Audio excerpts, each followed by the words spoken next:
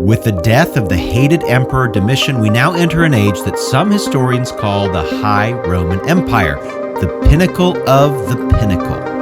Just shy of a century, from AD 96 to AD 180, Rome was ruled by a succession of 5 emperors.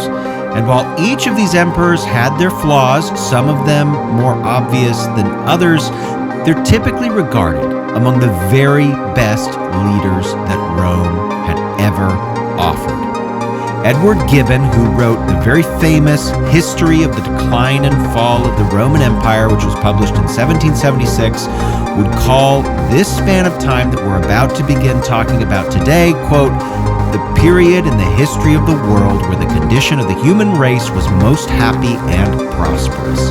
These are lofty words, but are they true? Were these years the best years in Roman history, let alone the history of the whole human race? Well, as we'll see today, it didn't quite start out that way.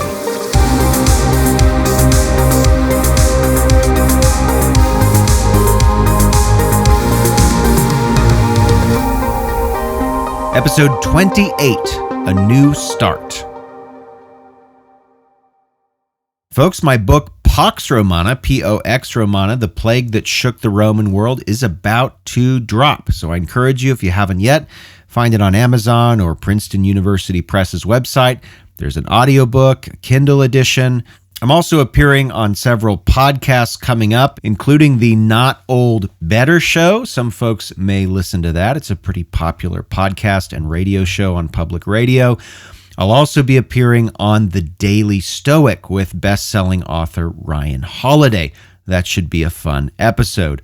And my talk at the Smithsonian will be online on Tuesday, January 30th. So a lot of things coming up. Keep an eye on this space for more. For now, let's get to the program. It was the year AD 96. And the last member of the imperial dynasty founded by Vespasian just 27 years earlier was dead. And as we talked about in the last episode, this guy, Domitian, may very well have been the worst Roman emperor up until that point in time. But his death did not bring instant and obvious unity to the Roman Empire. Big surprise. None of the assassinations that we've seen thus far really brought lasting stability. Most members of the Senate hated Domitian, and they showed it by condemning the dead emperor's memory on the very day that he died. They systematically removed Domitian's name and image from monuments and inscriptions, but by all indications, Domitian was nevertheless wildly popular with the broader citizenry and certainly with many soldiers whom he paid very well.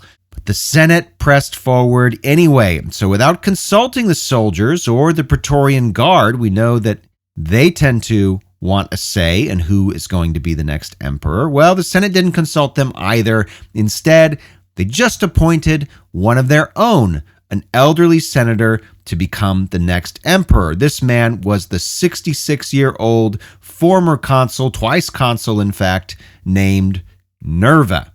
And the appointment of Nerva was a truly special moment for Rome's nobility because finally, after so many emperors had won their office through conquests or coups or adoption, here was the Senate finally reasserting itself as more than just a ceremonial body, more than just a vestigial republican organ. With the appointment of Nerva, who had served twice as consul, they were getting both a Senate-friendly emperor and the Senate were also rebalancing political power back in their favor. And on his appointment, Nerva took an oath promising to never execute a senator without a trial. So things are looking pretty good for the Roman Senate. But in reality, it wasn't all sunshine and rainbows. Nerva had an uphill battle in front of him if he wished to win over all of the people that were not in the Senate. His approach was to essentially be a nice guy and offer a general amnesty, wasn't really much different than what happened after Julius Caesar was killed, which we talked about in episode 2 of this podcast. The amnesty went like this. First, Domitian's murderers were not going to be prosecuted, and second, Domitian's friends and allies were not going to be executed or exiled either. So nobody was going to be killed. No one was going to be exiled. Besides, Domitian had made many appointments over the almost 2 decades that he was in charge. He appointed governors and military officers, and Nerva, with such a fragile position, could not afford really to lose any key and experienced leaders. So there were not going to be purges or exiles or reshuffling of the government, but at the same time, it's not as though everyone just agreed to put aside their differences. Rome under Nerva was drenched in tension and potential for conflict. It was just seething under the surface. Domitian's allies wanted justice. An emperor was assassinated, and nobody was doing anything about it. The people that hated Domitian, many of those in the Senate, they not only wanted Domitian's memory condemned, they wanted anybody that was associated with the former emperor out of power and out of political life. And all that was really standing between each of these factions was just an old man, now emperor, Nerva.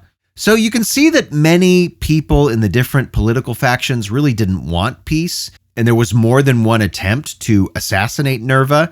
But in each instance, Nerva continued to play the role of the merciful monarch, and he didn't prosecute even the people that conspired against him. We don't know a lot about Nerva's reign because it was so short. We have several coins from Nerva, and these coins emphasize that there was a desire for a fresh beginning, a new start in imperial Rome under Nerva. Despite the Senate's hatred of Domitian, Nerva had to take a little bit of the edge off his propaganda. He couldn't just overtly glory in the death of his predecessor, so he minted a coin proclaiming public liberty. This was, of course, a thinly veiled way of saying that Domitian was a tyrant without having to say it, but that was about as overt as the messaging got. Much of Nerva's agenda was focused on restoring the role of the emperor as a provider and a defender of all classes of Romans, and even in some sense, just the broader inhabitants of the Roman world. So what kinds of things did Nerva do to accomplish this restoration of Roman dignity? Well, he cut taxes. Everybody loves that. Italians were having to fork over money to pay for the transportation of government officials and sending official dispatches by messenger. I can't imagine that the tax was particularly heavy, but by cutting it, Nero was symbolically showing that he wanted to restore good government. Domitian, after all, spent a lot of money, so this was kind of a nod to fiscal responsibility. But there are 2 far more famous acts of beneficence that Nerva would become known for. The first was his alimentia program, which was a subsidized loan and redistribution scheme that some would call one of history's oldest welfare programs. Here's how the scheme worked. The emperor would offer land to poor Roman citizens through a loan program, and the repayments on the loan would be capped at 5% interest, and then the new landholders would pay back their loan, but the interest money wouldn't go to Nerva. It would instead be stocked in a fund that was then redistributed to orphaned children in Rome. We don't know the details of which children received the money. We don't know how many children received the money. We don't know the state of the fund. We just know through inscriptions, which don't offer a lot of detail or context, that the program existed and that it was started under Nerva, and then it would be expanded under his successor. The other of Nerva's famous reforms actually doesn't deal with Roman citizens at all. It dealt with the Jewish people. As you might remember from episode 24 on this podcast, that was on the Holy Land, the founder of the previous Roman imperial dynasty, that was Vespasian, did not care much for Jewish people. He and then his son Titus murdered hundreds of thousands of Jews and subsequently sacked Jerusalem and destroyed the Jewish temple in AD 70. And then, to add insult to injury, Vespasian taxed the Jews to pay for a new temple to a Roman god, that was Jupiter Optimus Maximus, Jupiter best and greatest.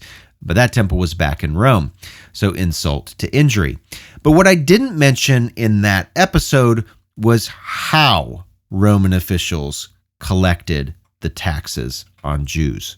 As you might imagine, Romans were especially good at degrading and humiliating their conquered enemies. And for Vespasian and Titus and Domitian, who had kind of made their dynasty by conquering the Jews, they were happy to make an example of those people. So when Jewish men showed up to pay this special tax, they couldn't simply mail their taxes in. After all, they actually had to pay their taxes in person. The Romans decided to verify each man's Jewish identity. Well, how do you do that? Well, as you might guess, all Jewish men have one physical difference compared to Gentile men. That's right. Sometimes, and in public, the Romans forced Jewish men to expose themselves to allow Romans to check whether they were circumcised and therefore practicing Jews. Now, this was obviously unnecessary. It was meant to utterly dehumanize and degrade Jewish people. But Nerva, in an act that was not so much motivated by sympathy for the Jews, but rather to recover Roman dignity, banned this dehumanizing tax collection practice. And instead, Nerva even provided an exemption to the tax for non-practicing Jews. It was almost as though he wanted to separate Jewish people from their own religion through economic incentives. But despite efforts like these, whether it was cutting taxes or providing welfare payments for children, or even just restoring the dignity of Roman provincials, none of these efforts were really capable of restoring faith in the imperial state and reunifying what was a fractured and divided political scene back in Rome. And so the harsh realities of what we have seen over and over again during the Pax Romana reasserted themselves, and with quite a bit of drama. It began in AD 97. This is just a year after the aged Nero assumed office. What happened? He was kidnapped and held hostage in his own palace by the prefect of his own Praetorian Guard. And as you know from previous episodes, the Praetorians had used their military authority several times in the past to name emperors to office.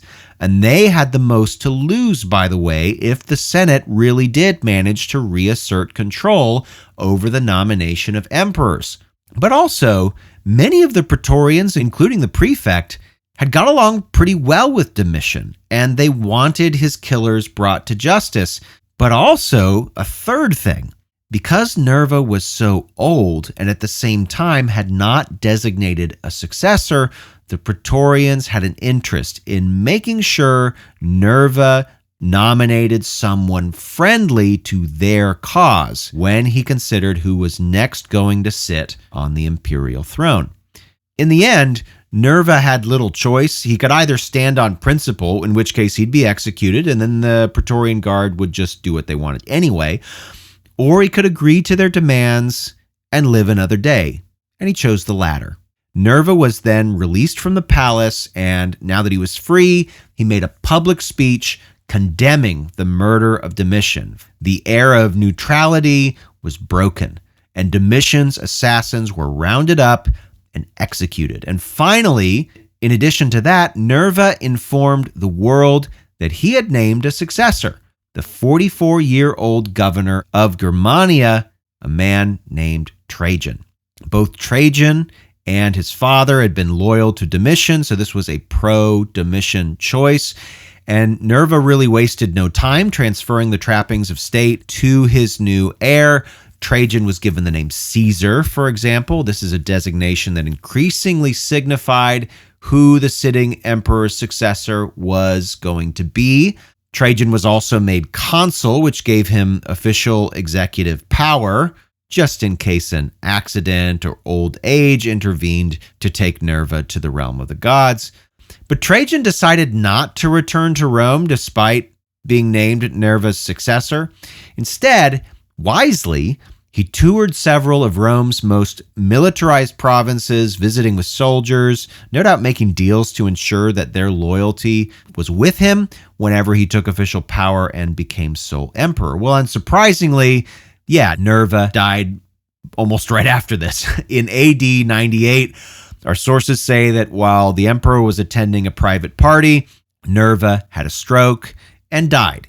Conveniently. And with Trajan ready to take over, really the timing could not have been better. And so Trajan assumed office, and he had with him the loyalty of the soldiers, the Praetorian Guard backing him all the way, and the initially quite tacit support of the Senate. But as we'll discuss in the next few episodes, Trajan would use his momentum to successfully unify Rome and even expand Roman boundaries to their greatest extent in history. Trajan's legacy would come to rival even that of Rome's first and arguably greatest emperor, Augustus. And Trajan would be rewarded with a title that no other emperor would ever lay claim to: Trajan Optimus Princeps, or in English, Trajan, Rome's greatest emperor.